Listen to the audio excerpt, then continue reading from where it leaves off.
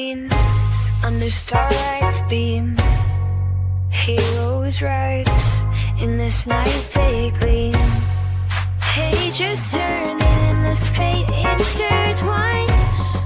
Saturday night, it rewinds. Spin tales from the mind in our city's electric light is on. Heroes fight, every moment feels so right. Welcome to that weekend thrill, where stories, fashion, dreams at will. In this world we take a flight, Saturday night special guide and night. Heroes unite, comics and anime, and brain and light. Journey through panels and vibrant screens. It's colorful tapestry. Welcome. It's Saturday night, which means it's time for Saturday Night Special, the 6th best show on Renovision. With comments such as, for the love of God, let your friend stay where he's at. SNS, and that channel is a rest area toilet bowl, and you don't need any more stinking up the best comic YouTube show going. And this is an absolute terrible watch. Such douche chills. How about we check in with Jedi Johnson and see if he thinks the boys are ready to start the show? But I still think we're more prepared than SNS, even with the rush we did on the show. Well, shit, I hope you boys are ready to bring the mayhem, because an all-new episode of Saturday Night Special starts in 3, 2, 1.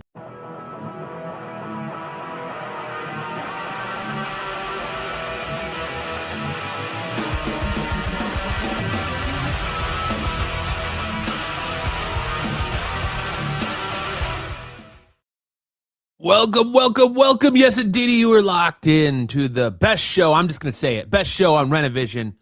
Saturday Night Special. Hope you guys are all having a great Saturday. Before we get into the show tonight, we got to kick things off with the moment of silence for the Gimp. We all lost the Gimp from Pulp Fiction. The actual week, Gimp. And we weren't here. So we all got to say a moment of silence to the Gimp.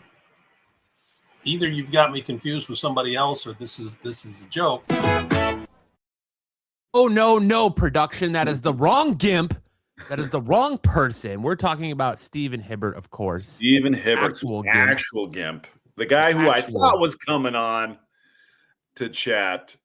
He actually passed away last week, and we weren't here to commemorate it. He will never know the effect he had on this channel and all of its chat members.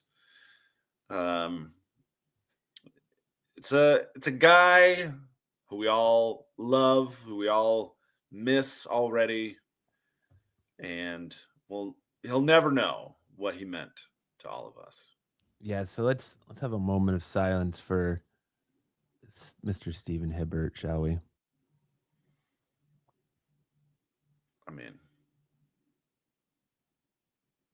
okay, moment over. What's up, guys? How's everyone doing tonight? Sam, how are you this week? I'm doing pretty good this week. One Piece live action season 2 hit Netflix this week, so I've been doing very well, even though I'm in between football seasons. I was entertained by the new One Piece show, and it was very, very good. We'll talk about it very good. Already finished it. Very good. Good stuff. It's been a week for me. Styx is on the road, so you can expect about the same quality from Styx as you get every week. I am on the road. I am currently on my way back to Styx Central. He's driving a can. Lawson Con in Washington, D.C. Almost home. Coming to us live from a can tied to a string.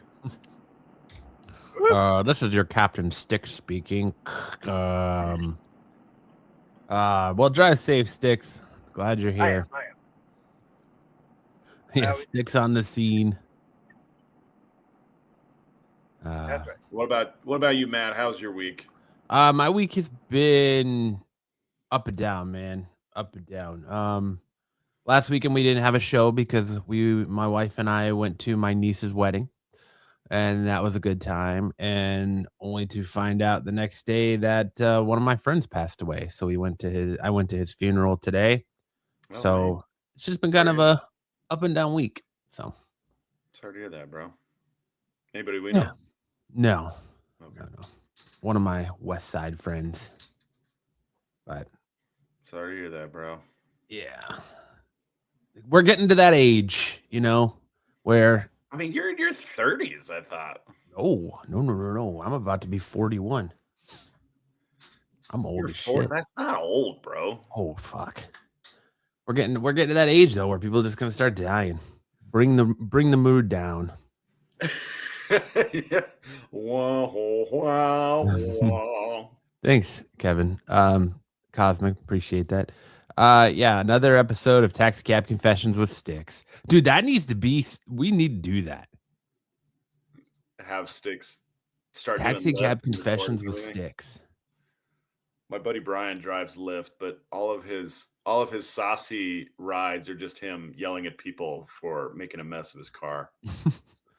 Get freaking out on him and leaving him on the highway. Yeah, he's like, I'm canceling this ride. Get out of the car. Sticks on the road. But yeah, I mean, 41. I know people are like, that's not old, but I don't feel old. Especially after losing 200 pounds, I feel spry like a young chicken again. So good. That's great. That's good. Our buddies will always be here as long as we remember them. That is true. That's what they say is that no man is truly gone until the last person forgets him. So that's actually a line from One Piece. He says, when does a man die? When he's forgotten. That's right. So essentially doing this show, we're immortal because we'll be on YouTube till the day YouTube doesn't exist anymore. Unless we take stuff down, but All right, enough of that depressing bullshit. What's up with we got Sticks with Taxi Cab Confession. Dude, that's such a great idea. I would love to see that. I would love to see Sam do that, just to see how uncomfortable Sam got. Yeah. You can imagine my face would just be like, It'd be like the first time Kyle showed you the Cockosaurus Rex. Yeah. Yeah, exactly. It's exactly how it would go. Yeah, don't let the old get in. That's right. As much as that arthritis tries to creep in, keep it at bay. I mean, look at Sticks. I guess he's got the secret of the fountain of the youth because he's like 200. So yeah, just chaperoning proms. 200 and going strong. TARDIS Confessions with Sticks. There you go. I like it. But so no football. You just checking out your gray beard, huh? I was noticing that my beard is like inverse. The gray on this side is on the bottom, and the gray on this side is on the top. My facial hair is stupid. Look at Sam go through a moral coil right here. Oh no, my grays. Oh no. All right, Sam. Well, enough of that depressing shit. What do you got to start us off with this week? Well, I also have some good news. This is an interesting story. This is a man who started his second career at age 45. Texas fracker turned escort says repression allowed his business to flourish. Mickey, the escort, says his stint as a handyman transformed into a lucrative sex business due to the region's self-denial. I'm going to go through kind of the highlights here of this story, but a Western Texas fracker starring in a podcast about how his attempted moonlighting as a handyman turned into a lucrative sex work, largely solicited by distracted oil industry professionals' housewives, says he believes his region's repressive sexual attitudes gave his side gig an opening to flourish. Mickey said it was not until he stumbled into escorting at about age 45. He was 45 when he got this second career. He was probably noticing some grays in his beard. And then he started slinging dick. But then he said his client's enthusiastic remarks made him realize that he was substantially longer and girthier than the average. He had some hidden talents. Man, I really like your snake. It's very long. Here's plumber's crack makes moist of me. Here's a payment for you, and here's a little tip for your downstairs, but emphasis on little tip. Yeah. So how does somebody get into this line of work? Do you think he has a top hat on it? Turns out that he got a divorce after being married for 20 years and decided to pick up extra work as a handyman. And as he was doing this handiwork, he said, Mickey recalled that his first respondent was a woman who was a deacon at her church. She said she would like him to fix the shutters at her mansion while her husband was away on an oil rig. Shortly after he arrived, she successfully leaned in for a kiss and they had sex. She paid Mickey $200 despite his not touching a single shutter at her home and sent him on his way. Okay, so she wanted him to clean the old meat shutters. Yeah, he was there to fix windows, and she had a different idea. She wanted him to clean the pipes. He said his second client ostensibly summoned him for a similar small household repair, gathering that her husband likewise was away at work. She and Mickey had sex almost immediately after she answered the door in a negligee, and without prompting, she handed him exactly $200 for he assumed his performance. So he's like, okay, this second gal definitely got word from the first gal because they both paid him the exact same amount. He had lots of experiences over the course of his extra. Oh, you got something to say, Sticks? Hey, that's good business. That's word of mouth. You know, that's only good business. Sticks wanted to chime in there. That's right. He said he had many experiences, but he wanted to share a little bit of wisdom. And if you want more of this, you can look it up on the podcast West Texas Handyman. But it's Mickey furthermore learned the concept of consensual non-monogamy, explaining that a number of his clients, among them regulars, weren't neglected women married to inattentive men. They were couples who hired Mickey for him to have sex with the wife with the husband's approval. So he's at a fucking just colony of cucks is pretty much what it is. Yeah. Their husbands sit in the corner, just fucking ring around the belly button like, I like to watch. They can't be bothered. So of those husbands, he admitted that if he were ever to marry, he couldn't put himself in their shoes. A colony of cucks. He also said that those encounters bestowed him with the main lesson he hopes to offer people interested in keeping their relationships lively, and that is to seek out things together, not necessarily sexually, that are out of the norm, that give a sense of excitement without a sense of excitement being heightened, and a feeling of what's happening right now is crazy. So I thought it was a fascinating tale. Thought there's a lot of lessons we could take from this. I think the reason my career as an escort hasn't taken off is because I am not longer or girthier than average. I think I could chalk up. I mean, I've only had sex with one woman, but you also have 7 kids. So any woman that looks at you is like, fuck, he's going to get me pregnant. He's also virile. Yeah, for sure. You got to stay spitting distance from any woman, because even if you whisper in their ear, they're like, fuck, I'm pregnant now. Kevin puts a cuck chair in every house he builds in Minecraft. Nice. You got to. Them's the rules. It's like building a room with no doors and windows in The Sims and dropping someone in it to start a fire and die. It's the rules. Dude. A cuck business. Sticks, how's your male prostitute business going? It has its ups and its downs. Nice. One of the details that he mentioned is that he was able to turn in 6 figures a year having sex with women.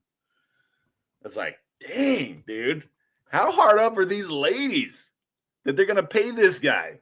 Like, you could pick up any schmo at a bar for free, and he'll give you drinks. But they wanted, like, who is this guy? Who is this guy that he's getting paid to lay pipe? Yeah, but I mean, he's coming to their house, so word of mouth in this town spreads through the church wives. So, do you want to go to the bar and risk getting picked up by Chad Johnson or Chad Ochocinco, or do you want to just guarantee that you're going home with Ron Jeremy? Do we have that clip? Or John Hamm? No, I don't. Goodness. I don't think we have that clip anymore. Okay, so if anybody doesn't remember, Chad Ochocinco, there's a clip of him on with Stephen Sharp. Who is the guy? No, is it Shannon Sharp or Stephen A. Smith? Stephen A. Smith.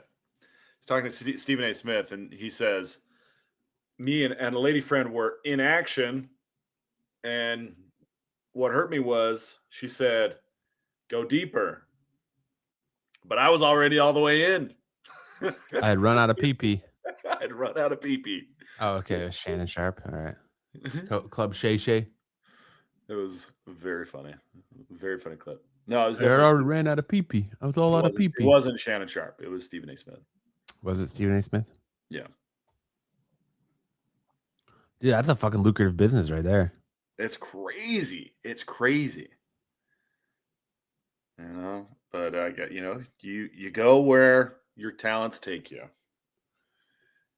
How do you find a whole town with a church and a congregation of just cucks? Well, it wasn't all that, but he said it was mostly like oil industry professionals. So while a lot of them were probably churchgoers, not all of them were. I'm raiding with my group on World of Warcraft in 10 minutes, and my wife keeps trying to fuck me. Can you just handle business, and I'll see you later. I'm really trying to get this campaign done with the boys and handle this. Can you also play catch with my kids? Yeah. Can you just be a dad to my kids for the next 18 years, and I'll just send you the check every month? No big deal. Yeah. I called you here to unclog my pipes, to beat my rugs. Yeah. He's basically. Some people just have all the luck, man. I mean, I guess. I don't know. Fucking Joe Migliano over here just having his way with all these women. Go for it, Six. Does this guy have a name for his business or anything like that? Did he say? Mickey's Dickies. I do know that he is no longer practicing. Fucking quitter. Quitter. He decided he was going to come out with this podcast and retire. Oh, yeah, the podcast is definitely where to go. I would have suggested maybe calling his business Chub Hub or something like that. Chub Hub. Yeah. Hmm. I think West Texas Handyman pretty much captures it.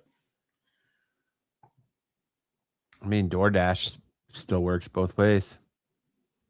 You got it. Tyson, I wouldn't mind being a fly on the wall in that confession booth.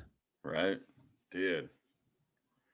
Yeah, he's got a ton of stories. So if you want to check out more, check out the West Texas Handyman podcast, wherever you get your podcasts. I mean, I think he just got a whole slew of subscribers right now. Fascinating. I went over to Mariel's house last week.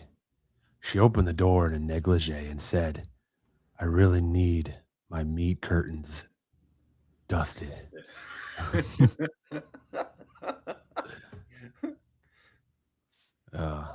Yeah. I was like, do you want them marinated or brined? She was like, dealer's choice. And she began to unzip my pants. Oh, man. I said, no, stop. I'm a virgin. What are you doing?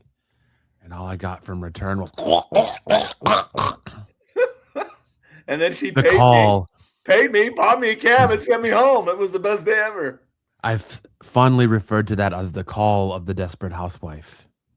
She promptly stuck $200 in my pocket, smacked me on the ass, and said, I called you an Uber, handed me a little to-go water, and I was on my way. Pivot. Always hydrate. Oh, man.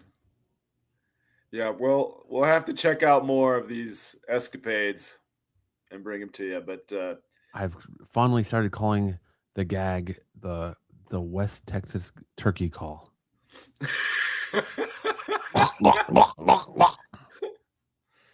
Oh my gosh. Gulp, gulp as my wife walks in.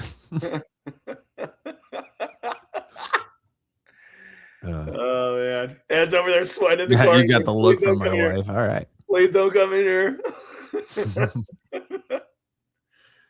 What are you listening to?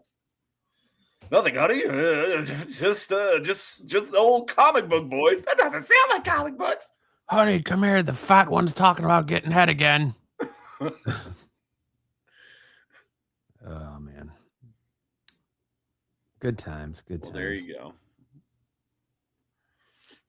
Let's get into the news. Yeah, let's. Mine too, Ed.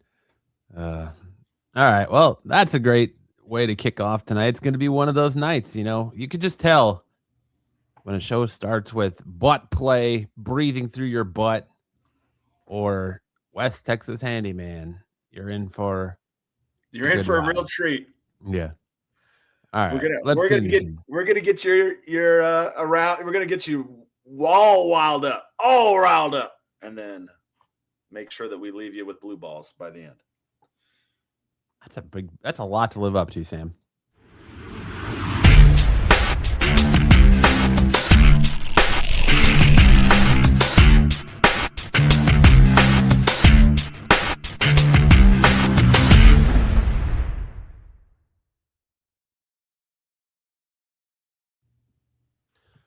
All right. Well, before you take care of those partial chubs you got right now from listening to the escapades of the West Texas Handyman, Transformer star Megan Fox is seemingly confirming Poison Ivy interest after a viral photo dump.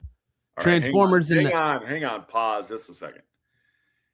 Is Megan Fox's most notable role Transformers? Jennifer's Body? And I couldn't tell you a third movie she's in. Teenage Mutant Ninja Turtles? Oh, that's right. Yeah, I tried to forget about that one though, because you know, Michael Bay.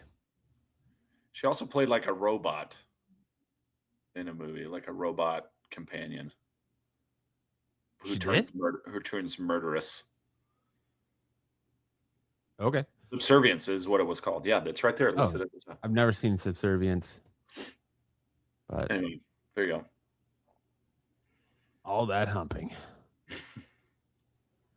All right. Well, Transformers and Subservient star Megan Fox has long been a fan favorite choice to play the DC's Poison Ivy. Now, the actress who recently went viral for her jaw-dropping return to Instagram appears to have confirmed that she's interested in the role. When a fan suggested that she should play Poison Ivy in a Harley Quinn team-up movie, Fox made a point of liking the comment. Since then, there's been a resurgence of interest among comic book readers in seeing what the actress would bring to the table as Pamela Isley. There's no denying that Fox looks the part, and she certainly wouldn't struggle with the effortless portraying Ivy's seductive side. While Poison Ivy is typically a Batman villain, recent years have seen her pairing up romantically with Harley Quinn. While DC Studios CEO James Gunn has brought back many DCEU actors for the DCU, he still doesn't know whether Margot Robbie will return as Harley. I think they need to recast.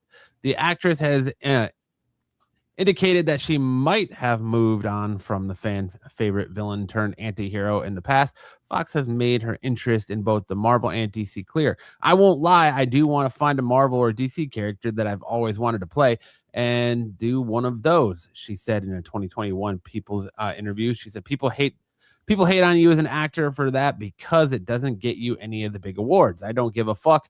Give me an MTV award. I don't need a fucking BAFTA.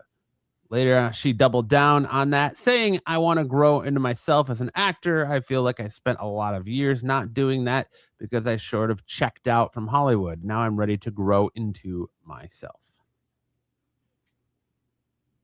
Jennifer Body. I think I agree with Cosmic. Brian Austin Green's ex-wife was her most notable role. What about the role of Machine Gun Kelly's current wife? Oh, they broke up. Did her and Machine Gun Kelly didn't break up, did they? Yeah, they did. No way. Yeah.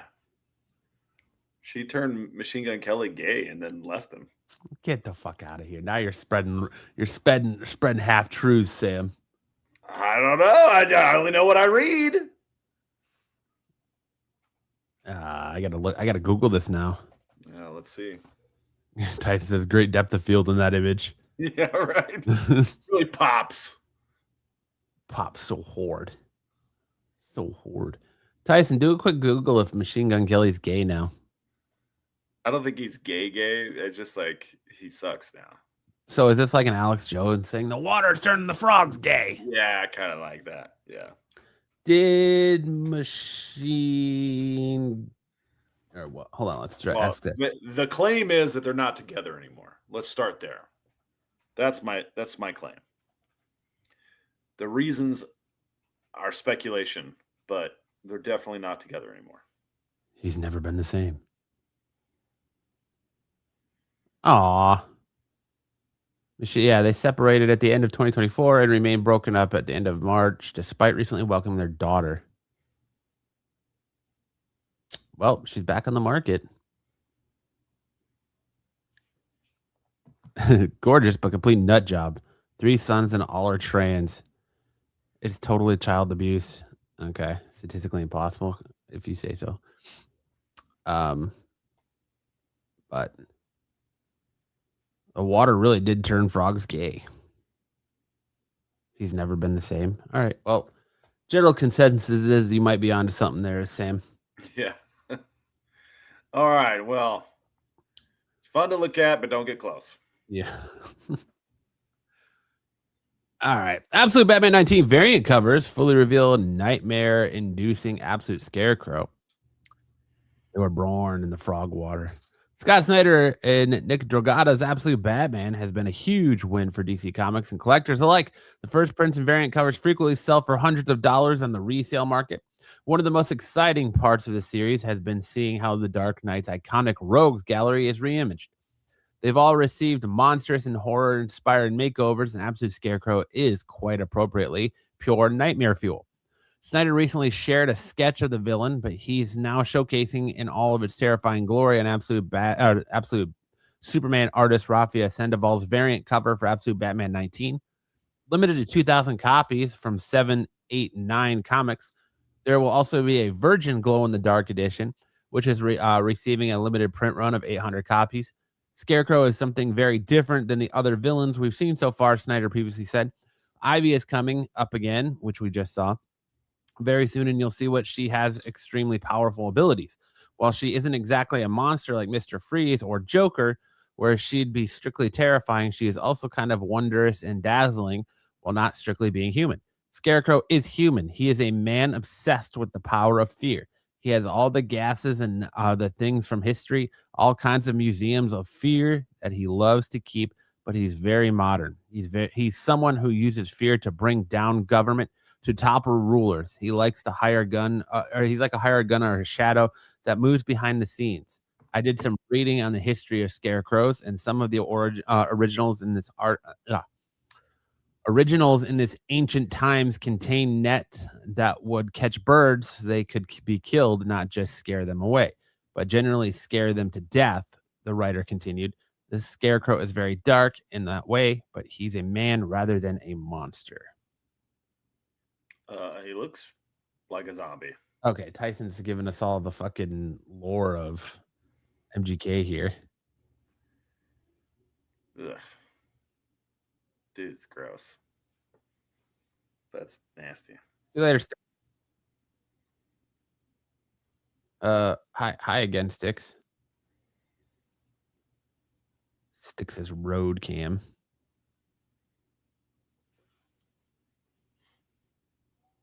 But here's the other cover. This is the Dexter Soy variant for Absolute Batman 19. That's actually a really badass cover. That is. Scarecrow with the Batman axe. Batman's getting attacked by birds. Kind of tied up.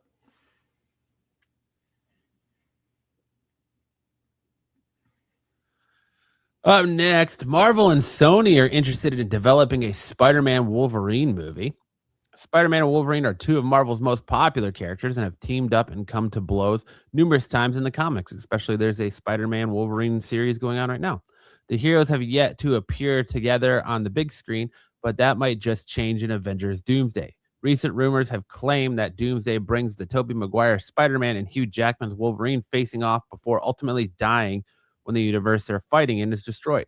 Apparently, they, along with every other character that's killed, will be resurrected at the end of the movie with no memory of their previous lives.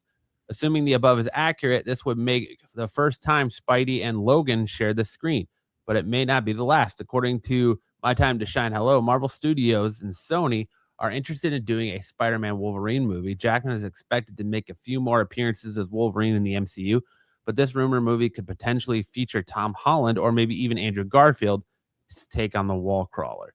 Do you guys want to see a Spider-Man Wolverine team up movie? I don't know. What's the point? What's the point of their interaction? Because I feel like we got kind of the lighthearted banter from Deadpool and Wolverine.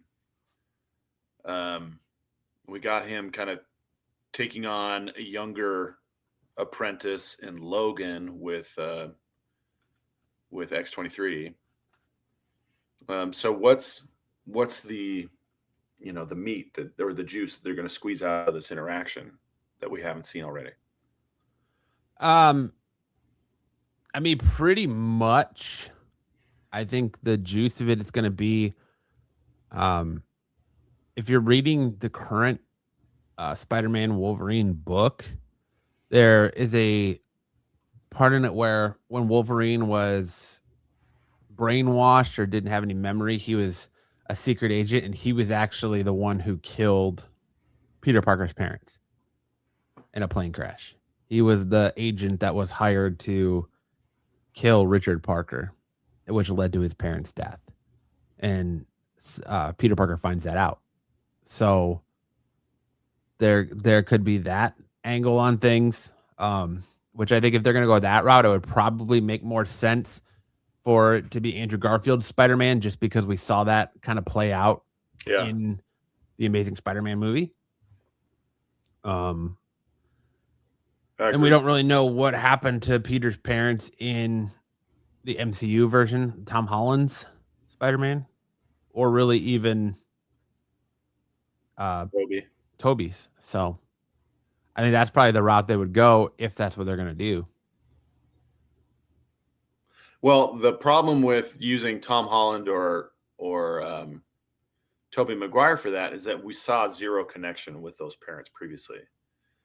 But we did see a connection between Peter and his parents in Andrew Garfield in The Amazing Spider-Man. So I think that's the way to go. If you're going to do that with Andrew Garfield. Yeah, I mean, does it make it more interesting for you if it's Andrew Garfield versus Tobey or Tom Holland? Well, if that's the element or the angle that they want to take, then it is more interesting to do it that way. But if it's something about their present day kind of iterations of their characters, where Spider-Man's your friendly neighborhood Spider-Man, he's kind of a good-hearted kid, and he's out here trying to just keep his neighborhood safe. How does Wolverine fit into that picture? And what does the relationship kind of grow from and then grow into? We've seen Wolverine interact with people on that, like I was saying, we've seen Wolverine interact with people on that kind of scale. We haven't seen Spider-Man do that. I'm just not sure that there's a point to it yet. So I would love to see it developed.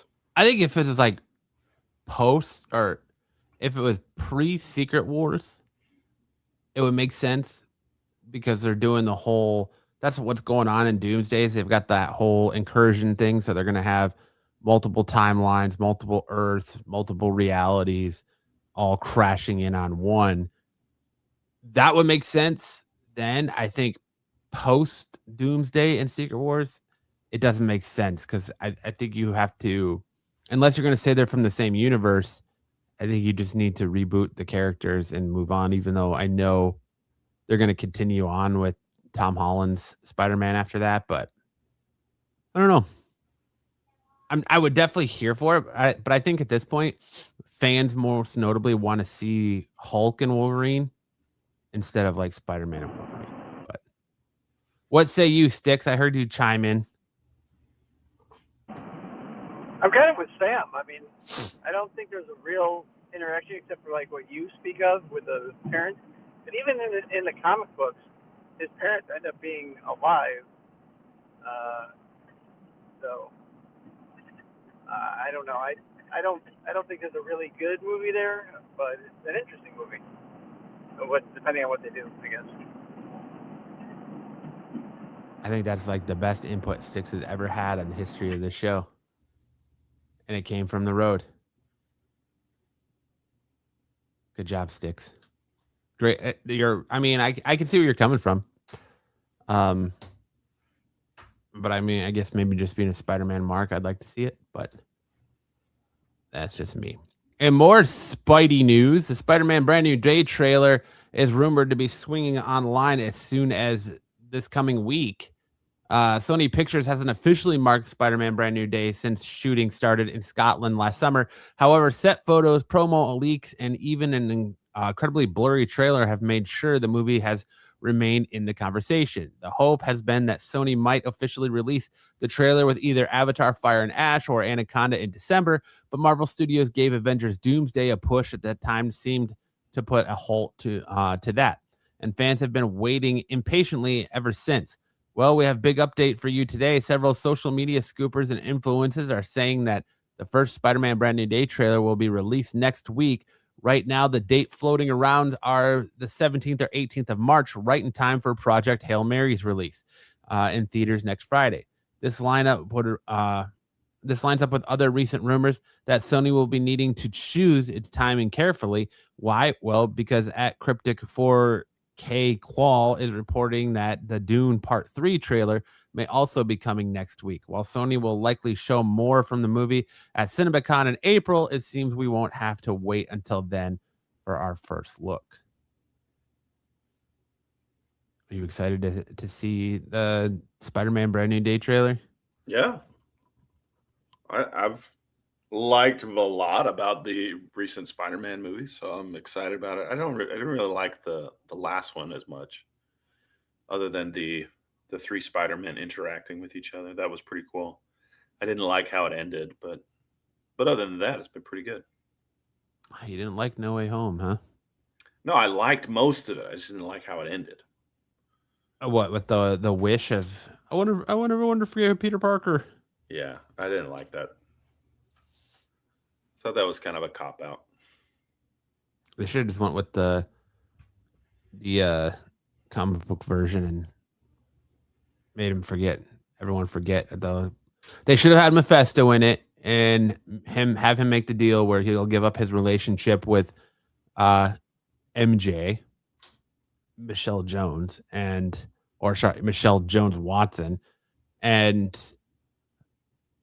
yeah, that way he'll go back to pre-Secret Wars, pre-releasing his identity. Everybody, nobody remembers who he is, who Spider-Man is, and we move on from there. But Sticks needs the theme song from Doctor Who playing in the background when he talks. That'd be great. No, well, he's gonna do it now.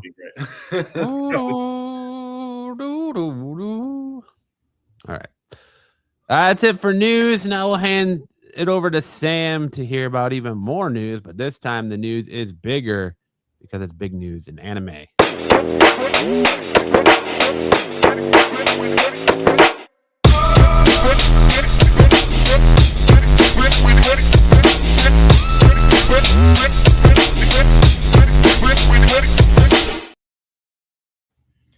You know, this is something that didn't make your slides, Matt, but I think it was noted today, or was released today, that Sarah Michelle Gellar's Buffy the Vampire Slayer revival at Hulu has been canceled.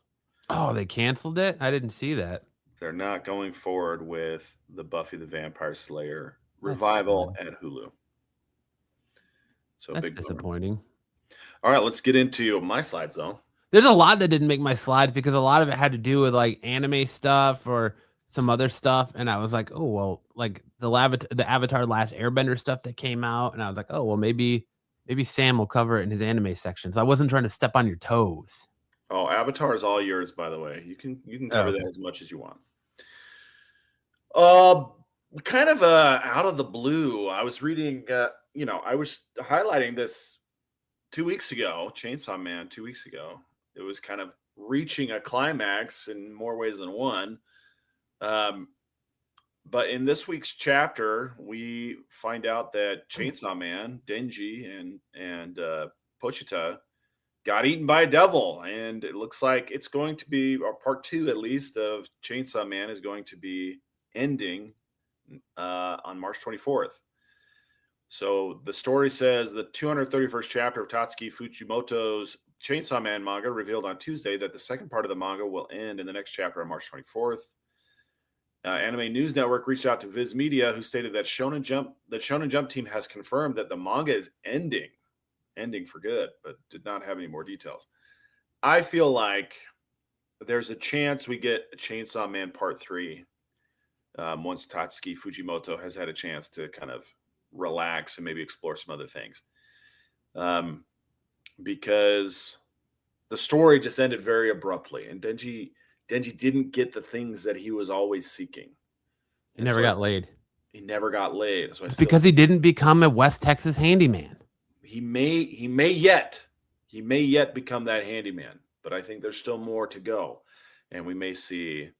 If I were to do a part 3, it would be basically Dante's Inferno, but Denji's Inferno, where he goes into hell to rescue Chainsaw Man or rescue Pochita.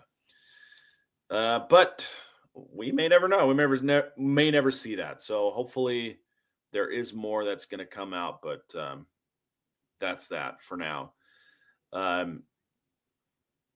If you want to catch up and check out the last chapter of Chainsaw Man for the foreseeable future, check it out on the Manga Plus app or the Shonen Jump app on March 24th. So you think has hype for this died down, or you think it's just burnout?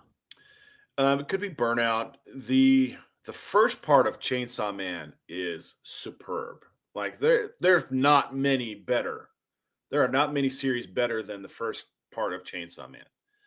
The second part of Chainsaw Man has been kind of a mess. It has been really crazy. Just the decisions going one way or the next. The antagonist or maybe the co-protagonist is a girl who's possessed by another really powerful devil, and they just never really found their footing in the second part. And I think Tatsuki Fujimoto was having trouble kind of bringing it home, and so he's just like, let's just kill it. Let's just kill it dead right before he gets what he wants. And so I feel like it was just kind of floundering. So rather than continue on a bad storyline, he just wanted to end it. But I think there's more story to tell here, and I think it would be a really cool third part would be for Denji to go into hell and set things back the way they were.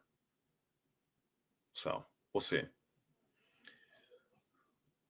But that's it. That's it for this slide. We'll move on to the next one. Hi Anime, which is the world's biggest piracy streaming site for anime, has been shut down. If you go to the website, it says it's time to say goodbye and thank you for a wonderful journey with great moments.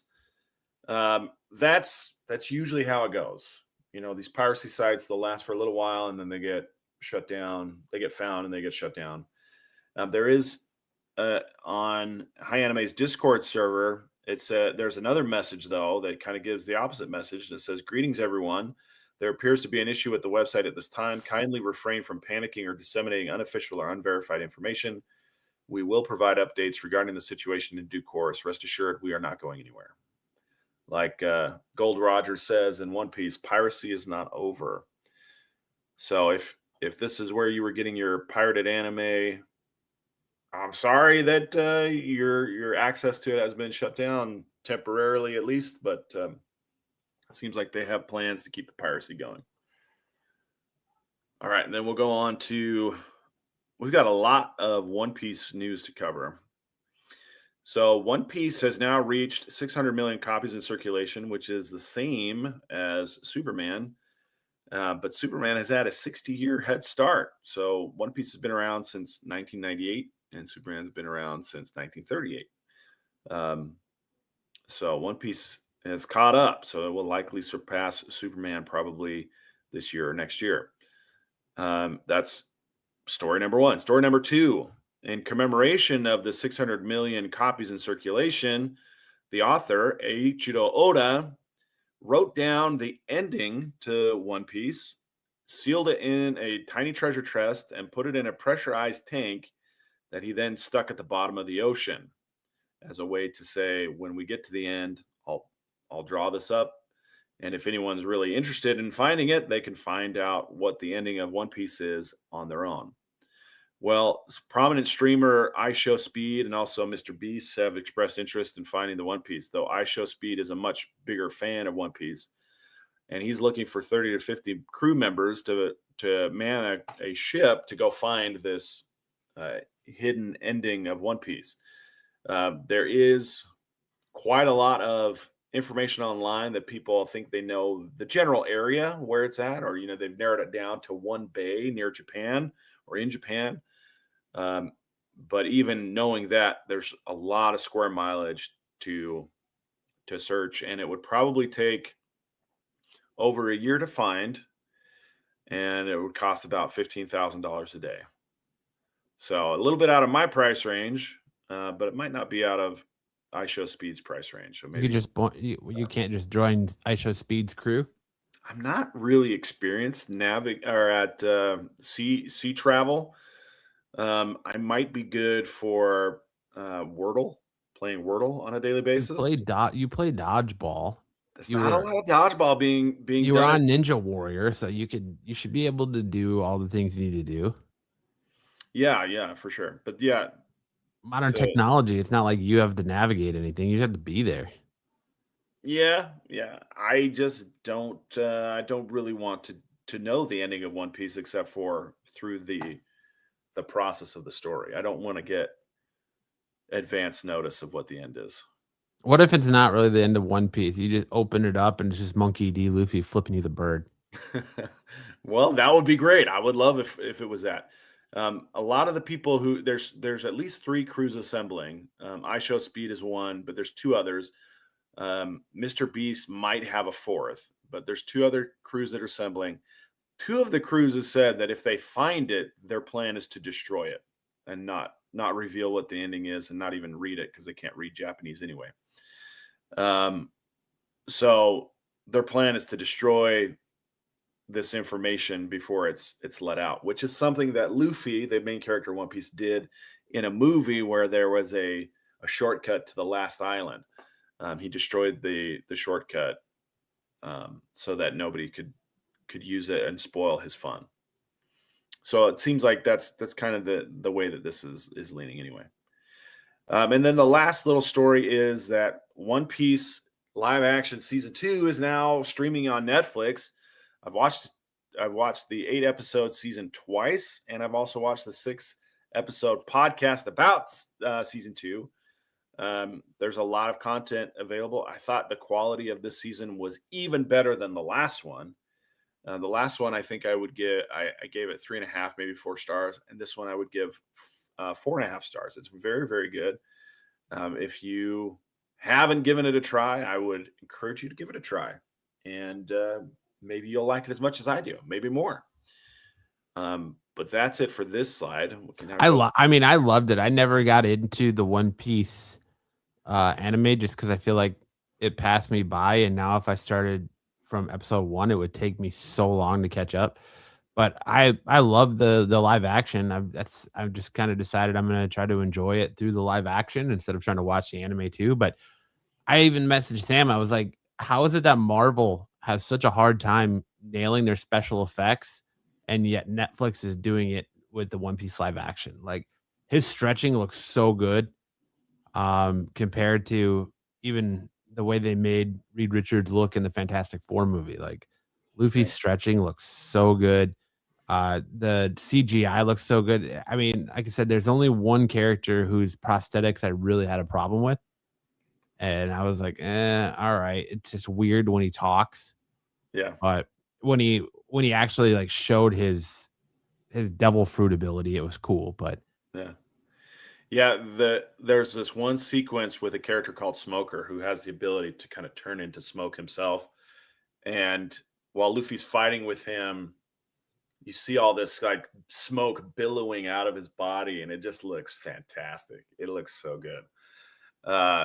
But the Netflix acquired a German special effects company. So I think that's who's doing their effects. But it's a very high quality production. Disney Marvel should pick their brain, because for sure.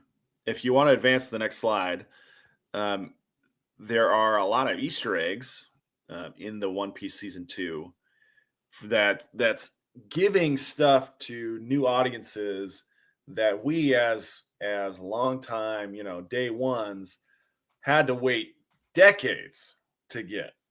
So first up, in the very first episode, there's a scene of Monkey D. Garp and Gold Roger talking about Gold Roger calls Garp the hero of God Valley. And that's an important event that we just now finished. And I talked about it a lot on the podcast, but we just now saw it. And they didn't mention it until 15 years into the manga. But it turned out to be a very influential moment in the timeline of One Piece.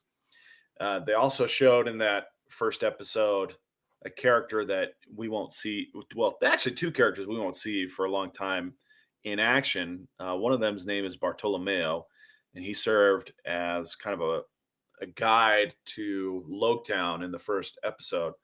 But he also only appears in the manga and anime like 600 chapters in. So he's a character that comes way later. And then they kind of retcon and say, yeah, he was actually in Loketown to begin with when Luffy was there. And so they decided to write him into the live action. And it worked.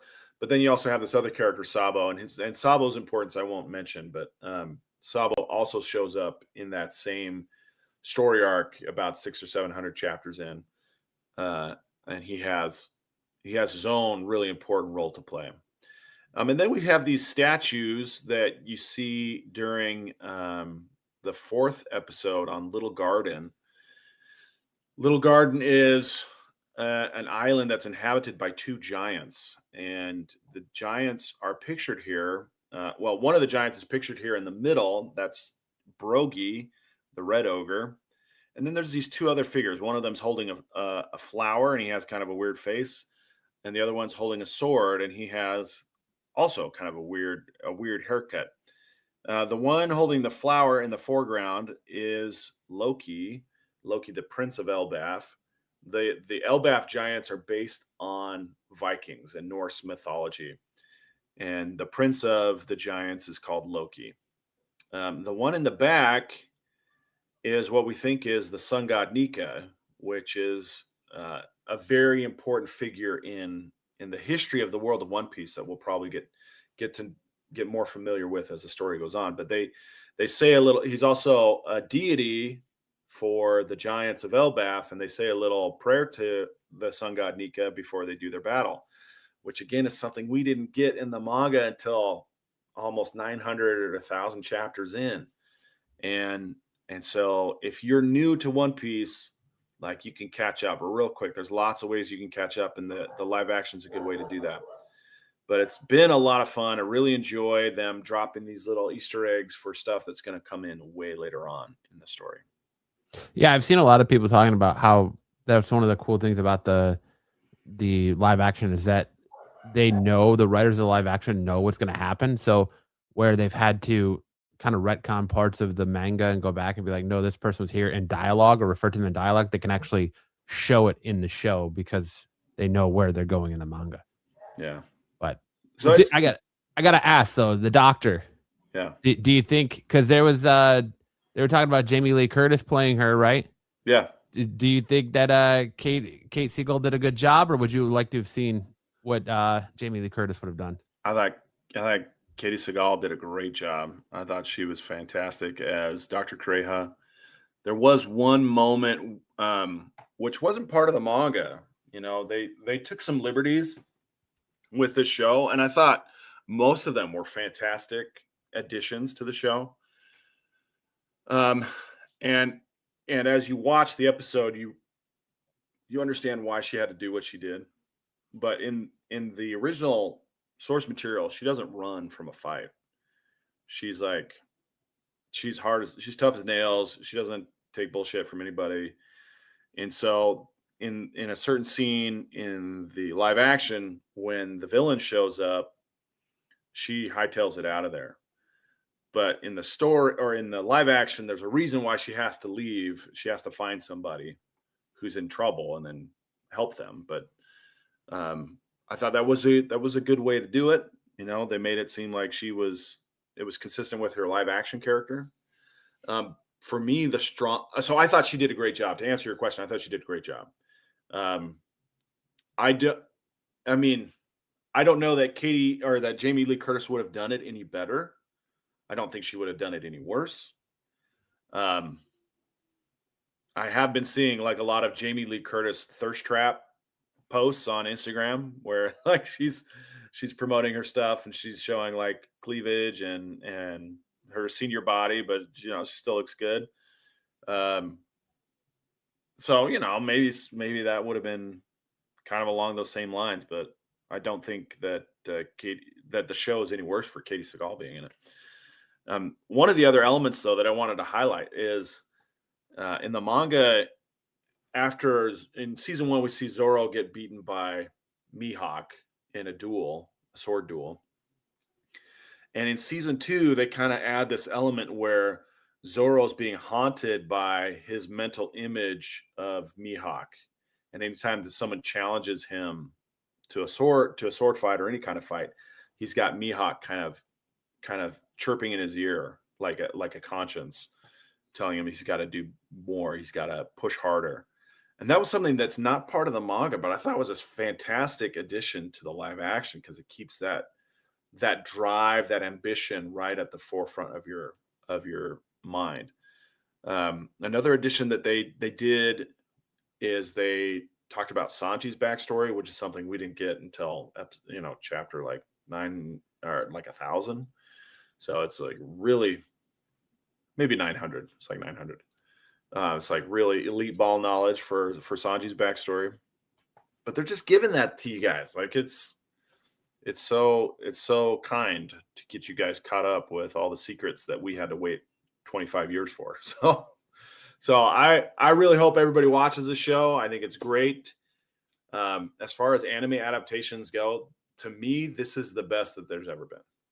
It's interesting too that they're already like laying the groundwork and giving you hints to Monkey D's Luffy's relationship or how he connects to Gold Roger a little bit. Yeah, okay. So I don't want to spoil how that all adds up, but there is the scene in episode 1, you have Gold Roger asking Garp to look after his son. And then it immediately cuts to Monkey D. Luffy. That is an interesting connection. And so that's all I'll say. It's an interesting connection. I hope that they show how they develop that very quickly. Season 3 is already in production. They've already been filming for a long time. They might even be done filming with season 3. So hopefully we get that soon. It took 2.5 years for us to get from season 1 to season 2. Hopefully they just roll that production right around so we get it next year rather than in 2.5 years. And then they roll right into season 4 because there's some really, really good stuff coming up. And I would love for us all to be on the same page. Because they make reference to it twice in season 2. At the very beginning with Smoker because of Luffy's laugh. Mm-hmm. And then the Doctor makes reference to it in like the closing scenes of the last episode of season 2. Yes. So yes, they do have a connection. It is different than what you might think. Yeah. I know that. But, all right, and then there is one more slide. Oh, dang, my images didn't print. But this is the end of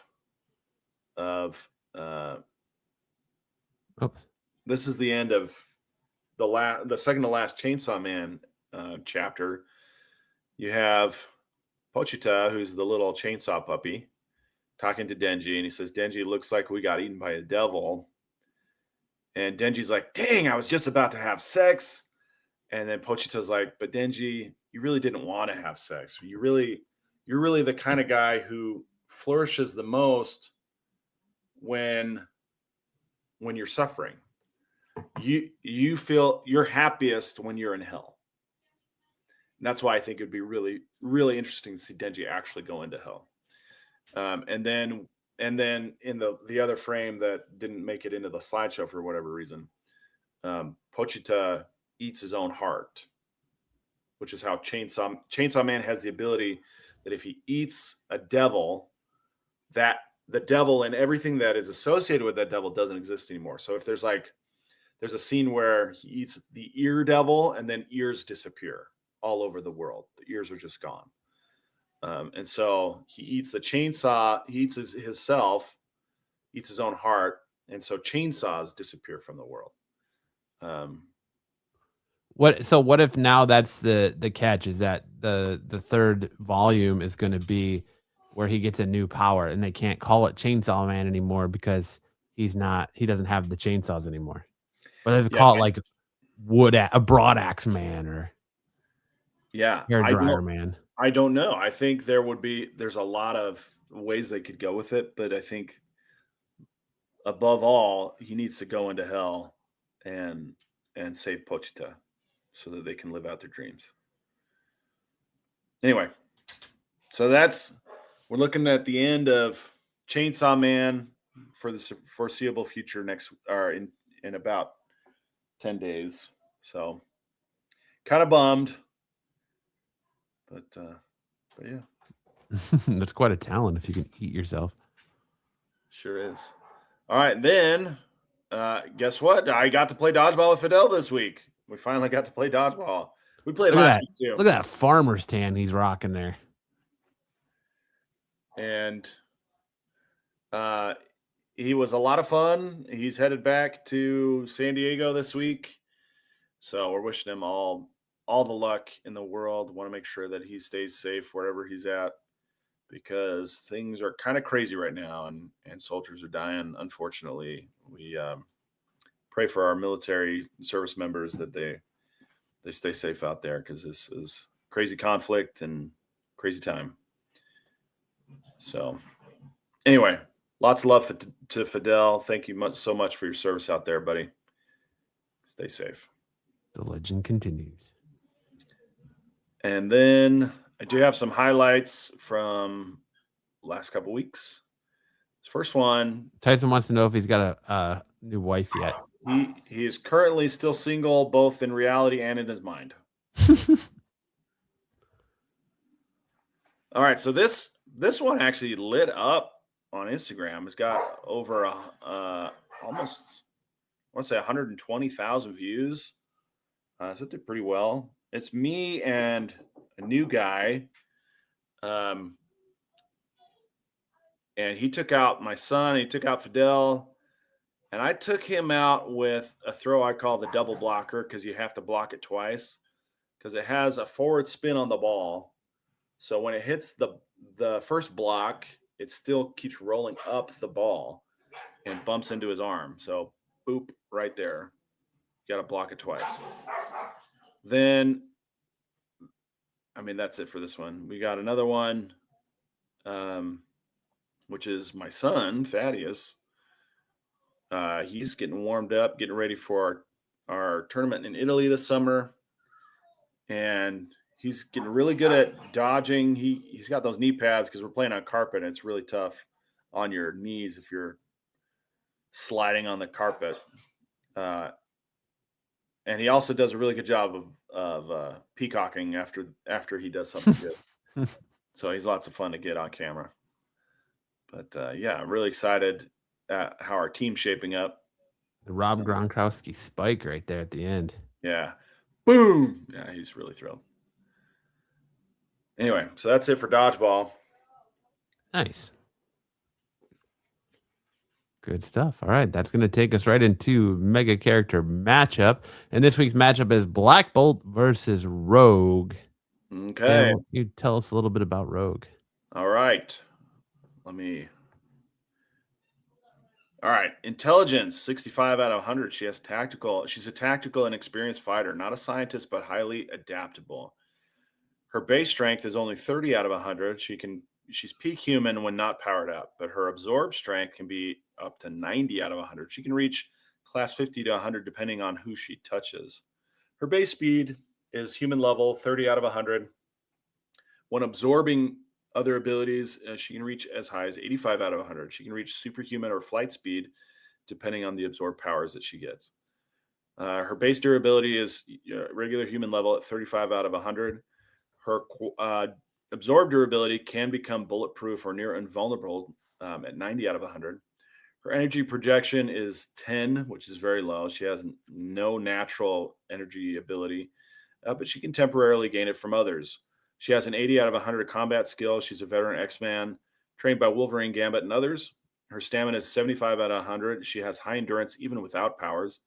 Her agility is 70 out of 100. Acrobat level, even better when powered up. Reflexes are 70 out of 100, enhanced when through training, can spike even higher when with absorbed powers. But her power absorption is her mutant factor, and it's 100 out of 100. It's her signature ability. She steals powers when she touches somebody, including memories and skills. Her control over her absorption is only 60 out of 100. It's improved over the years, but still volatile under stress. Very nice. All right. And then we'll review Black Bolt. 85 out of 100 for intelligence, 90 out of 100 for strength. Speed is 80 out of 100. Durability is 95 out of 100. Energy projection is 100 out of 100. His combat skill is 70. Stamina is 95. Agility is 70. Reflexes are 85. Cosmic awareness is 80. And electron manipulation is 95. And his voice destructive potential is 100 out of 100. So this is like a race to touch his face. Let's see how it goes. All right, here's our setting. At a shield black site in the Nevada desert, Black Bolt has been captured by a rogue faction using exotic tech that disrupts his electron control. Sounds like when he was fighting with Kraven. Rogue and a small X-Men team are sent to extract him. When they arrive, the base is already in ruins. But Black Bolt is free, and he thinks they are the ones who imprisoned him. Rogue steps forward, hands raised. Sugar, I don't want to fight you. Black Bolt's eyes glow with restrained power. He doesn't attack, but he doesn't trust her either. A sandstorm begins to form around them from the sheer energy radiating off his body. In round one, Rogue knows she can't let him speak. She blitzes forward, using her flight and agility to close the distance before he can react. Black Bolt counters with a silent electron burst, a concussive wave that hits like a freight train. Rogue is hurled across the sand, skidding through the dunes. She gets up, coughing, bruised, but determined. She rushes again. This time, she weaves through the electron blast, taking hits but pushing through. She grabs his wrist. The world goes white. Rogue absorbs his strength, his electron manipulation, his flight, his cosmic awareness, and the terrifying potential of his voice. Black Bolt collapses to one knee, weakened but conscious. Rogue staggers, overwhelmed by the tidal wave of power. Her heartbeat sounds like thunder in her own ears. Her throat vibrates with energy she can barely contain. She whispers, terrified, "Don't make me talk." Black Bolt's powers are tied to discipline, meditation, and emotional stillness. Rogue has none of that. A tiny involuntary gasp escapes her. The desert floor detonates. A crater forms beneath her feet. Shockwaves ripple outward, shattering rock formations miles away. Rogue clamps her hands over her own mouth, horrified. Black Bolt rises, weakened but resolute. He knows she's seconds away from a catastrophic release. Yeah, she is. Black Bolt uses the last of his strength to unleash a precise electron pulse, aimed not at Rogue, but at the unstable energy inside her. It hits her like a star going supernova. Rogue is blasted backward, carving a trench through the desert. The absorbed powers burn out violently. Her voice normalizes. Her strength fades. She collapses, unconscious but alive. Black Bolt stands over her, exhausted, breathing hard, but victorious. He places a hand gently on her shoulder, a silent apology. Black Bolt wins decisively. Why he wins? Because Rogue can absorb his powers, but she cannot control them. His abilities require cosmic level discipline. Rogue's emotional volatility makes them unstable. Black Bolt can neutralize her with precision electron manipulation without killing her. Rogue's durability, even boosted, cannot withstand a focused cosmic discharge. What Rogue accomplishes, though, is she forces Black Bolt to fight carefully, briefly becomes one of the most dangerous beings on Earth, and survives, absorbing a power that would kill almost anyone else. So there you go, our winner. Black Bolt. Black Bolt.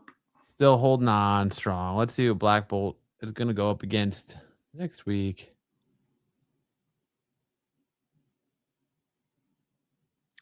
It is Scarlet Witch. Did we do Scarlet Witch yet? I don't think so. Okay.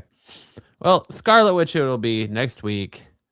Find out. Tune in. See, can Black Bolt reign supreme or will Scarlet Witch? I got nothing. Take him down. I don't know. I got no rhyme there. Next up, we got best and worst covers of the week. Kicking us off for the worst cover of the week spot, we have this cover F1 and 50, Weather Del Edra variant on Exquisite Corpses. Boy, it looks like trash. Yes, it does. This looks like a like cave painting. And a 1 in 50 at that. Are you going to pay ratio prices for this cover? My spidey senses tell me no. You're not. My spidey senses be a tingling that you're not going to do that. I'm not going to do that. Next we have this cover B, Stephanie Bryan variant on New Titans 33. Everything looks good except for Nightwing's face. Nightwing looks like Sean Penn as Nightwing. Nobody wants to look like Sean Penn. Nobody wants Nightwing to look like Sean Penn. That's really the only reason I put it on the worst cover, because there's not a lot of bad covers this week. But like when I looked at this cover, I was like, oh damn, Sean Penn face, that sucks. But I mean, when you're looking at someone as sexy and seductive as Starfire, how are you going to just have a sad look up on that face? Well, I don't know the context of this bird circle, this burning bird circle, but it doesn't seem like a sad occasion. No, it seems like they're about to get it on. Yeah, this tunnel of fire and birds seems like a metaphor for West Texas handyman. Tyson says her feet are bigger than her head. Yeah. She's growing into them. She'll grow into them. They're still Teen Titans. Next, we have this Moon Knight, Car Andrews variant. I don't think we need nips like that on a comic book. It is a little nip forward. Yeah, absolutely. Like, why is he like thrusting forward to like stick his nips in Moon Knight's face? It's like the three faces of Moon Knight, and one's just like massive nip man. His nips are so strong, it's ripped holes in his mask.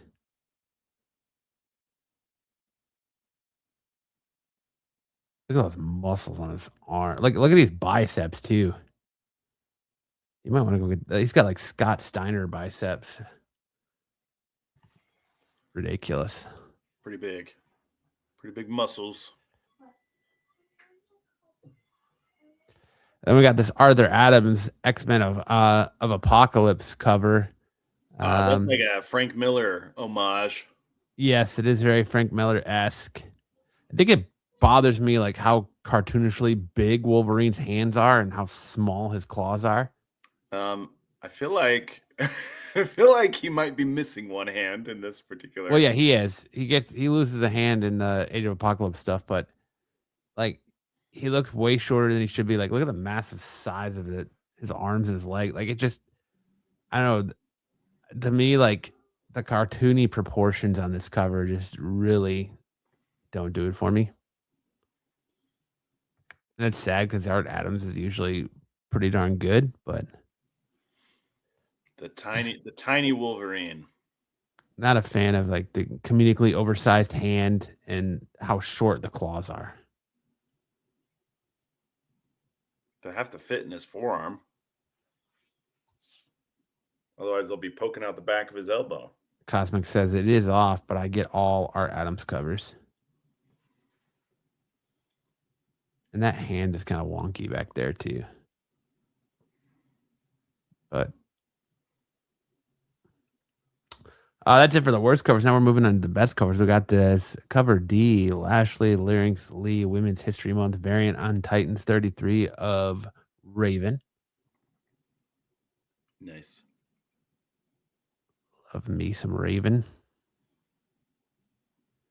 Then we got this cover C Stanley Art Germ Lou variant on Batwoman #1. There's a couple of different good Batwoman covers coming out this week on this new DC Next Level relaunch of Batwoman.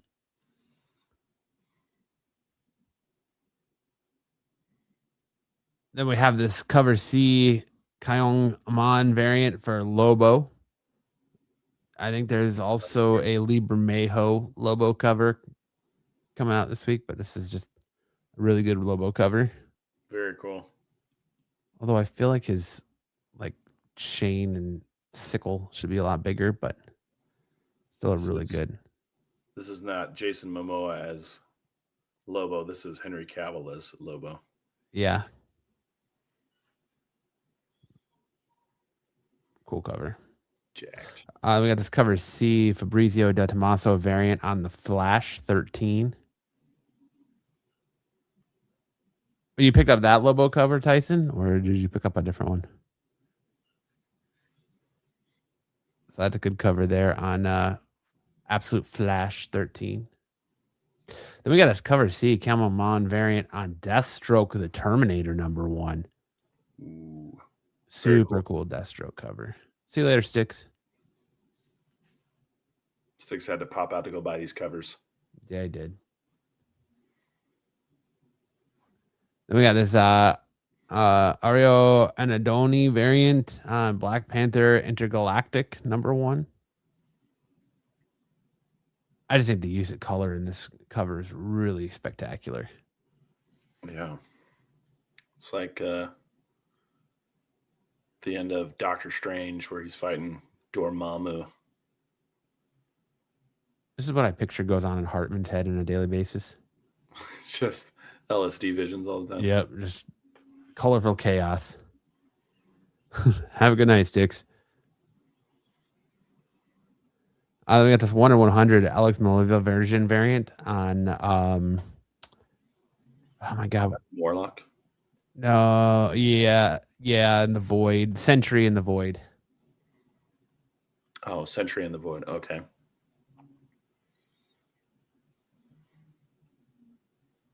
Really cool there. Very cool.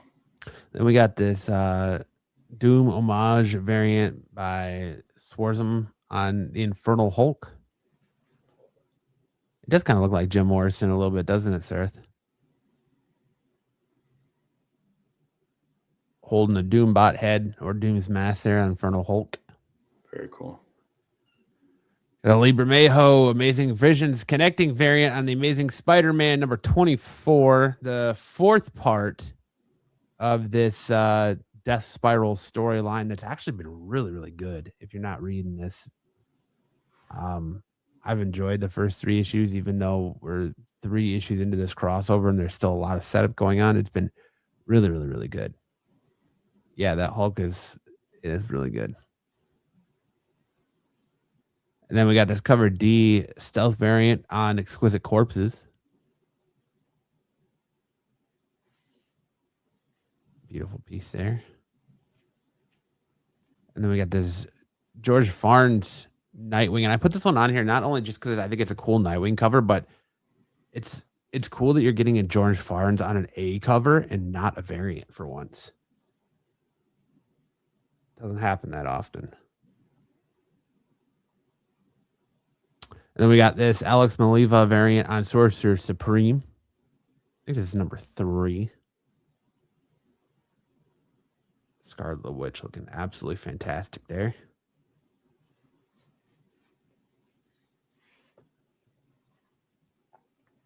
And then with the homage cover of the week, that's cover C, Caitlin Yersey variant on Dead Teenagers. Look, if you guys have been following comics the last couple of weeks, you absolutely know that there's one independent book every week that is just absolutely lighting up the secondary market. This week it was Tigress Island. Last week it was Nectar and Narco. The week before, a few weeks before that, it was also 51. And then it was also Dork. So you're getting all of these like indie books for some reason that are just absolutely blowing up the secondary market before they even hit store shelves. This is going to be that this week. So if you can, get your hands on Dead Teenagers when you go into your LCS or call your LCS in advance, because this is the book that's going to be blowing up. I think it's already started. Pretty Woman homage. I mean, any cover really. I just like the Pretty Woman homage. I think it's a really good homage. But let me see what this is doing on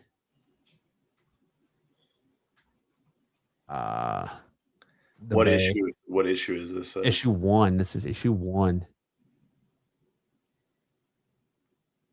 Tyson says, I'm not playing that game with new books. Hey, man, issue 1s are already sold out, going from anywhere from $15 to $20 on eBay right now. There's a 1 in 20 that's going for $50. This cover right here, the Pretty Woman homage, is going for $15. So this book is already popping off. So there you go. If you want to play that game of get the new hotness every week in that FOMO, yeah, I've avoided most of the FOMO. I mean, it's understandable. It's hard though, because they're really good books. Like Nectar and Narco are both really good books. Like I really enjoyed both of those books. Dork has been really, really fun too. I don't know about Dead Teenagers. Tigress Island was kind of a letdown to me. It was kind of give me a lot of like Epstein vibes to it with the story. It's a story of women who are basically go to this island and become forced to become sex workers, and it's like really bloody and gory and stuff. And it's like this has got a real Epstein Island-esque feel to me. So it is what it is. But this is the one that's blowing up right now, Dead Teenagers, for this week. So there's a little tea for you, and I can't say you don't ever learn something on this show. But well, thanks for the heads up. Yeah, absolutely. And that brings me to my first appearances this week. And of course, in Absolute Batman number 9, we got 18, number 9. 18, we got the first full introduction of this universe's Court of Owls. They are vastly different from the Court of Owls we have come to know as they are more freedom fighter-esque in this book than underground society that we've come to know in the New 52 and main DC continuity. And we learned that Martha Wayne is actually one of their talents. So big changes in this Court of Owls, and hopefully we get more about them as we move on to the next couple of issues. Very cool. Oh, I didn't know that. Dork is the same person doing the art on the Dungeon Crawler Carl webtoon. Yeah. God, I can't even think of his name right now. But yeah, people pray. Yeah, they are going to be mad when some of them start coming back to Earth. But that's can be said with any book that blows up. There's that. Then we get on the Imperial Guardians number 1. We got the first team of the appearance of the Imperial Guardians. Oh my God, I can't talk.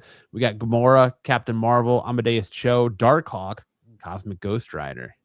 Brett Bean, thank you. Yes, thank you. Brett So Bean. I didn't show an additional picture there because they're all on the cover of the book. So there's that.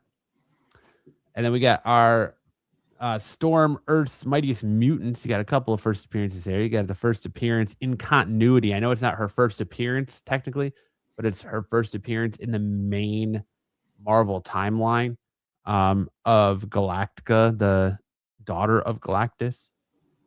And then we also got our first appearance of Bogey and Iwin, and I don't even know how to pronounce that last one, because a trio of immortals who seek to free their master.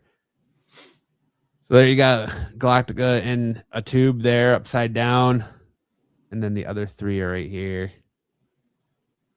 So there's that if you're looking for first appearances this week.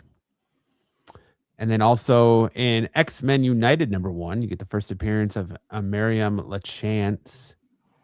Here it appears to be a new mutant. There she is right there. So there's Does she have a tail, or is that a tentacle? It looks like a tentacle. So if you were looking for first appearances, there you go there.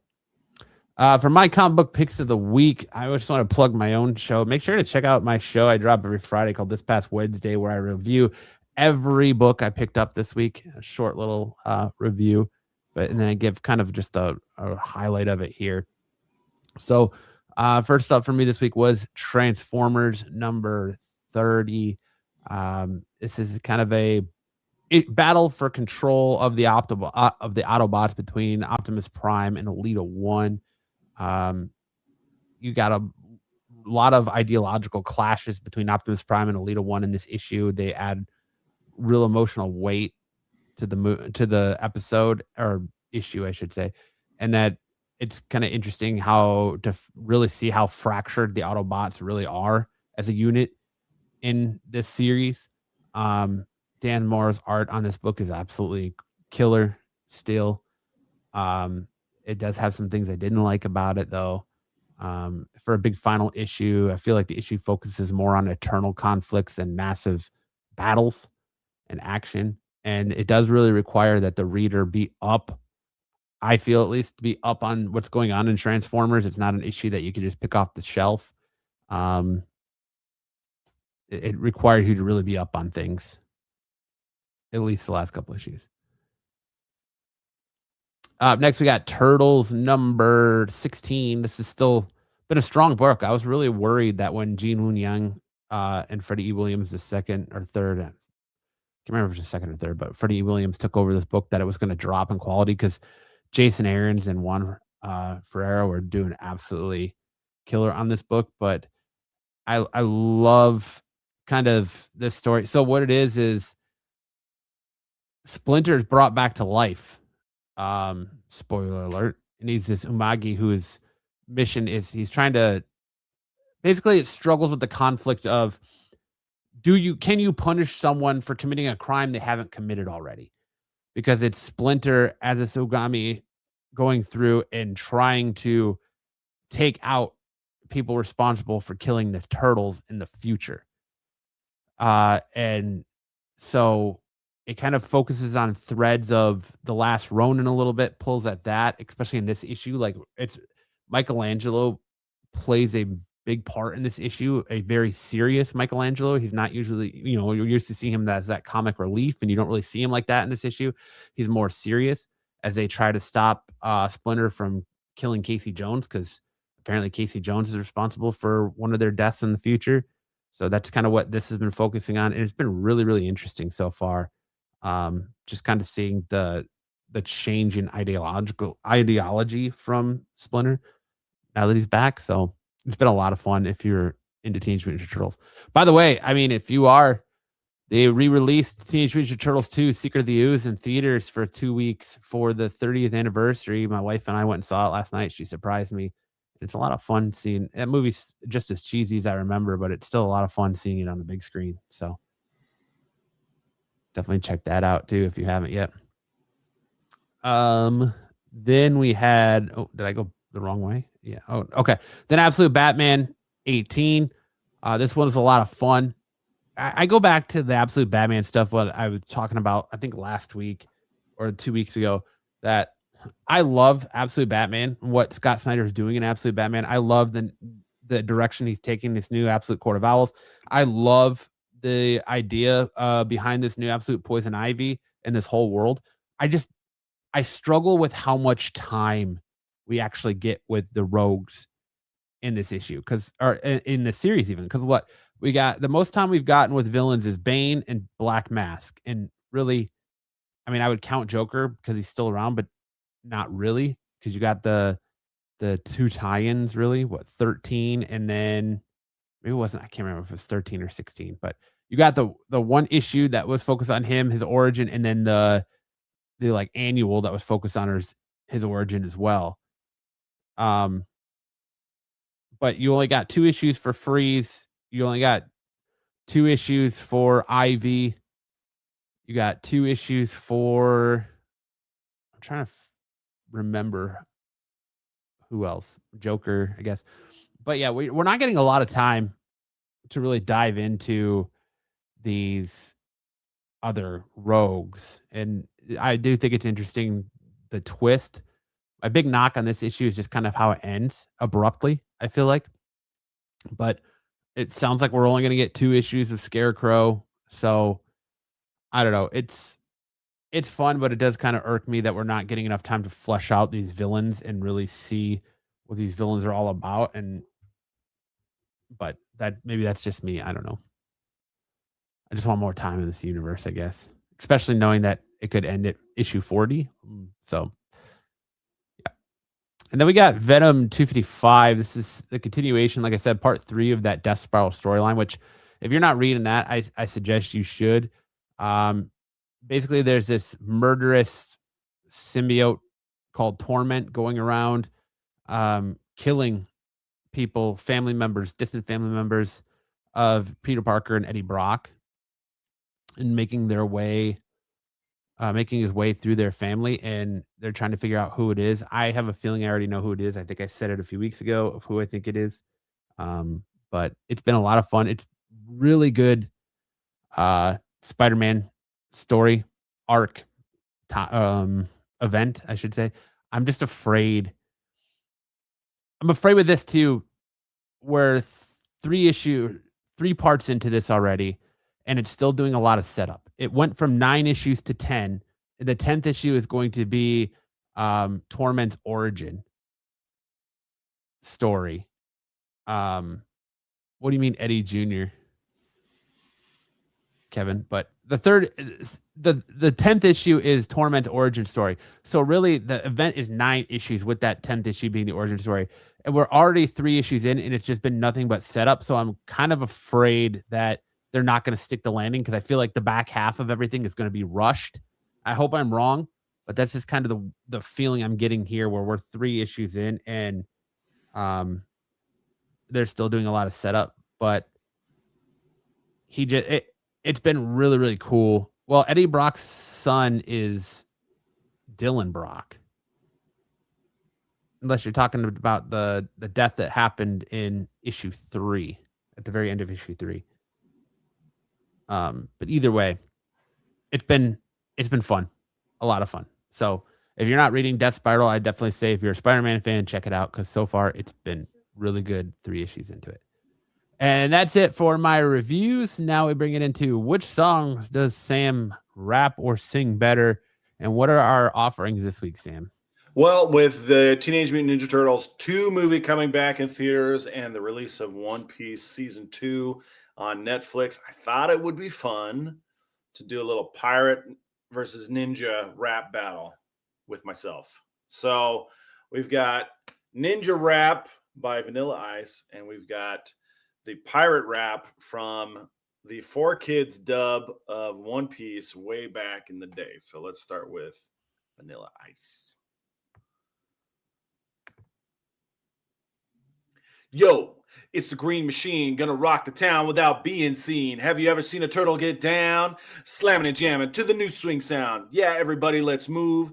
Vanilla is here with the new Jack Groove. Gonna rock and roll this place with the power of the Ninja Turtle bass. Iceman, you know I'm not playing. devastate the show while the turtles are singing ninja, ninja, rap, ninja, ninja, rap, ninja, ninja, rap. Go, go, go, go, go, ninja, go, ninja, go, go, ninja, go, ninja, go, go, ninja, go, ninja, go, go, ninja, go, ninja, go, go, go, go, go. Lyrics, fill in the gap, drop that bass and get the ninja rap. Just feel it, if you know what I mean. Give it up for the heroes in green. Just flowing, smooth with the power, kicking it up hour after hour. Because in this life, there's only one winner. You better aim straight so you can hit the center. In it to win it with a team of 4 Ninja Turtles that you gotta adore. It's ninja, ninja, rap, ninja, ninja, rap, ninja, ninja, rap. Go, go, go, go, go, ninja, go, ninja, go, go, ninja, go, ninja, go. Go, ninja, go, ninja, go, go, go, go, go. Nice. Good job. Yeah. Sam. Now I expect you to knock this one out of the park. All right. So it's just a little spoken monologue at the beginning, but here goes. There once was a man named Gold Roger who was king of the pirates. He had fame, power, and wealth beyond your wildest dreams. Before they hung him from the gallows, these were the final words he said. My fortune is yours for the taking, but you'll have to find it first. I left everything I own in one piece. Ever since, pirates from all over the world set sail for the Grand Line, searching for One Piece, the treasure that would make their dreams come true. Yo! Yeah-yo, yeah-yo, yeah-yo, uh-oh. Dreaming, don't give it up, Luffy, dreaming.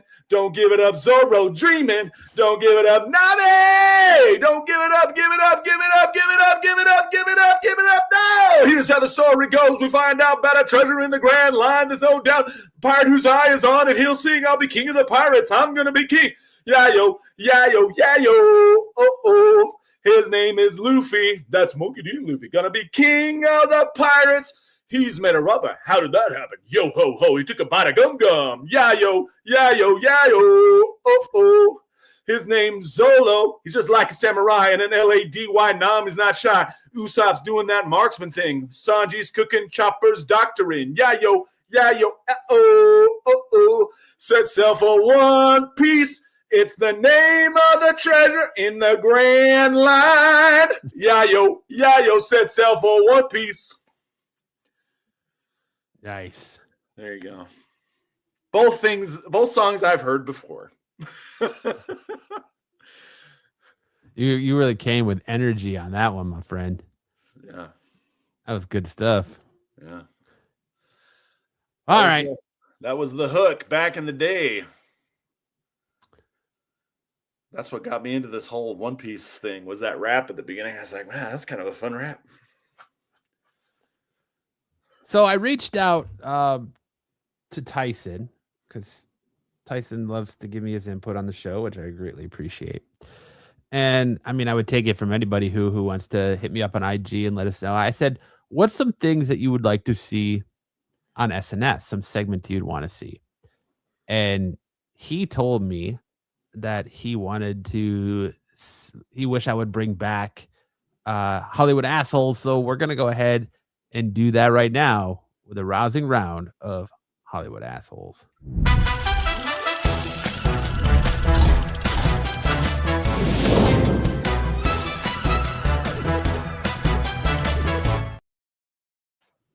All right, so just as a quick refresher, Hollywood Assholes is a game where I give you 5 clues and you tell me who the character in the movie I'm describing, and I kind of switched up a little bit. I'm doing 4 clues and a quote this time. So it's up to you to tell me who the character is I'm referring to as a Hollywood asshole. And up first, it's your clues are: I'm a corporate executive.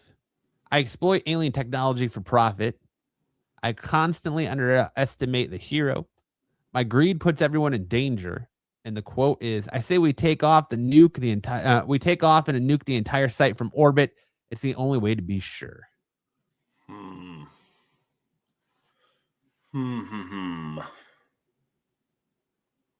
feel like I just saw a show that was very much like this. I have a feeling you might have just seen a show that's very much like this as well. Oh gosh. Maybe on Hulu, perhaps. Yeah. Rupert Friend was the guy. Was it Jurassic World? No, that's not right. There's not aliens in that. Is it? I just saw the alien, or not alien, Predator. The new Predator movie. What was it? Predator. It is not Ebenezer Scrooge. The new Predator movie with Elle Fanning. Is that it? That's not it. That's not it. No. My greed puts everyone. I say we take off and nuke the entire site from orbit. It's the only way to be sure. Gosh. It is not Will Smith. Will Smith. Damn, I thought for sure the quote. Yes, Buffy, I will give it to you. It is Paul Reiser's character from Alien, Carter Burke. Oh, there you go. Good job, Buffy. So this is the second one, Aliens. Up next, your clues are: I run a massive corporation. I care more about profits than safety. I ignore the warning of scientists. My decisions unleash chaos. Amity, as you know, means friendship. Amity. Amity, as you know, means friendship. Okay, so like the first character and the second character are basically the first four clues are the same. It's only the quote that really distinguishes them. But this sounds like Jurassic Park. I will give you another clue. If you've listened to Absolute Geek, we did an interview with a guy who said that he walked across Martha's Vineyard at 4 years old to be in the filming of this movie. Oh, so it's Jaws, yeah. Is Buffy there, yeah, it is the mayor from Jaws. Mayor Larry Vaughn. It is not Ronnie Cox from RoboCop. Coming up next, I'm a talented athlete. I constantly bully a younger competitor. I believe winning is everything. I'm ruthless on the ice. Take the fall, act hurt. Is this Blades of Glory? Is this what does that the movie? It's not Blades of Glory. Well, that would have been a good one. Chad Michael. Take the fall, act hurt. Is this Mighty Ducks then? It is Mighty Ducks. Who is the guy?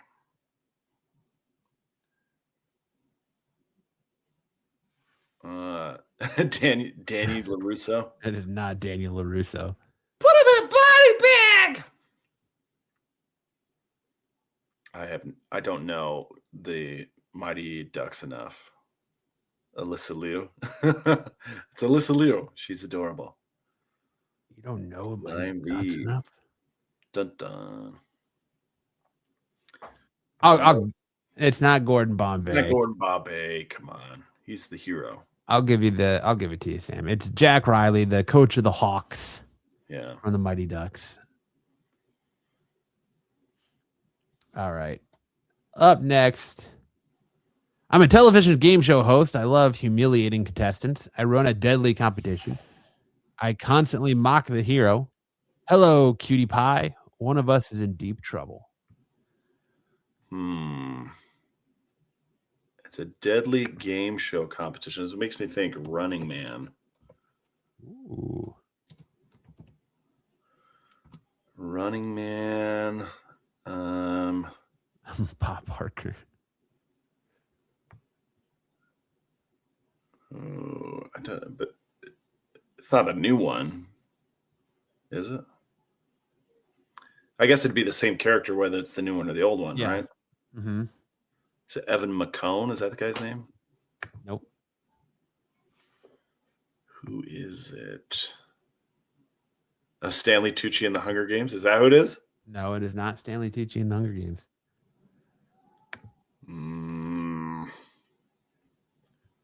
You were right there with the Running Man, but who in the Running Man? Is it Bobby T. Thompson? It's not Stanley Tucci and Devil Wears Prada. Is it Bobby T? It is not. Is it Dan Killian? It is, yes. Oh, Damon Killian. That guy was the original host of Family Feud. Yes, he was. He would always kiss the women contestants on the mouth. It was weird. All right. Next up, we have I'm arrogant and entitled. I'm part of a wealthy family.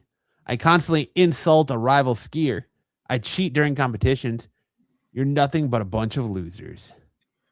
Ooh, Yes, it is Richard Dawson. School? Good job. Is this ski school? Richard Dawson. We'll go back to the feud in a minute. It is not ski school. What's a movie about skiing? Better Off Dead? It is Better Off Dead, yes. Oh, gosh. It's not Marco. Contrary to popular belief, very little on this channel has to do with Marco. $2. I want my $2. It is Better Off Dead, but who is it from Better Off Dead, Debba? Is it the paper boy from Better Off Dead? It's not the paper boy from Better Off Dead. But... $2. Oh man. Yes, Tyson, you got it. Who is it? Is it Booger? The guy who plays Booger? No. Roy Stalin. Roy Stalin, the bully from Better Off Dead. But that's it. That's it for Hollywood Assholes. Good job, everyone. Now it takes us to our segment of the show that's always our closer that has people run for the hills that says, I don't want to talk about. I'm going to read the Buffy quote before we move on. Gee, Ricky, I'm really sorry your mom blew up. Yeah. But it's time for that segment of the show where since everyone for the hills, it says, I don't want to talk about hot chicks and dudes. I just want to talk about comics. It's time for Missed Connections.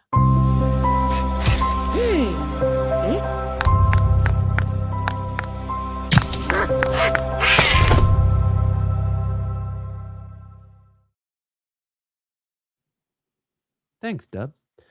All right. And our first one up, I think, might have a connection to a familiar face on Renovision. Dashing man purchasing pickles at Trader Joe's in Tulane tonight. New Orleans. You were, let me get a nice New Orleans accent, sorry. Dashing man. Okay. You were purchasing an inordinate amount of pickles in line in front of me tonight at TJ's. I thought you were super cute. I regret not inquiring about where all the pickles were going to use.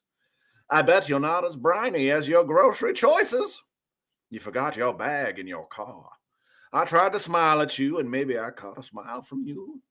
You're a tall, dark-haired, charmingly ham-handed man without a wedding ring. I was the petite, silly boy wearing gym clothes and looking every which way but your direction because I'm atrocious at flirting. I hate pickles, but I'd try one for you. Send me an RSVP to the pickle party, please.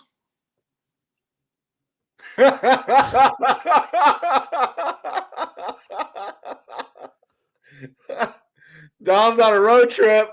Dom is in New Orleans. Dom is purchasing pickles in New Orleans. Look at this dumb face. That cracks me up. Oh my gosh. So funny. Dom and Bruce getting wild. Dashing pickle man. Trader Joe's. Groove and jive. Bump into it. Downey.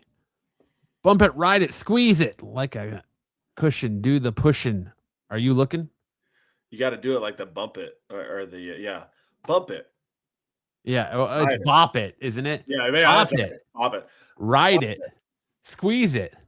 Like a cushion, do the pushing. Are you looking for a cushion? Find a sexy handyman in Texas, West Texas. Make sure you give him $200. Use me, Torrington, Wyoming. Located in Torrington, Wyoming. Any guys want to use me to service like a juicer? Pound my cake deep. Use those nipples. Pull that icing and make me your toilet. Oh, that's fucking... I'm out. I won't disobey. Age, stats, location to get responses. I'm out. I was right there on board, picking up what you were putting down until you said, use me, make me your toilet. Good. No thanks. What? Yeah. Want to see you again. Here we go. West Texas. West Texas. There's a lot of freaks in Wyoming. Latina, really want to see you again. Sure loved your hairy and wet cat. Nice innuendo. Not innuendo. Very direct. Cherokee Crawford. You dead yet? If not, then you owe me.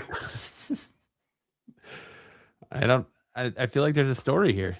Oh my gosh. That's crazy. Is that? I hate it. Left-leaning guy, man, constantly attracted to right-wing men wearing MAGA clothing that are very friendly, sexy, and hot AF. It pisses me off that I find them attractive. Just blowing off steam, thanks.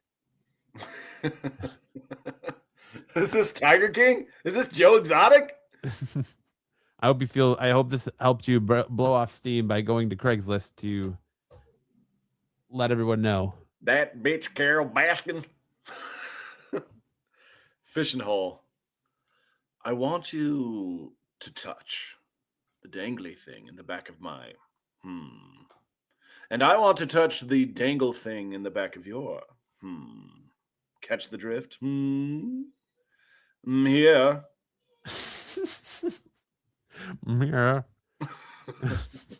Mirror. Gotta have a little bit of theatricality.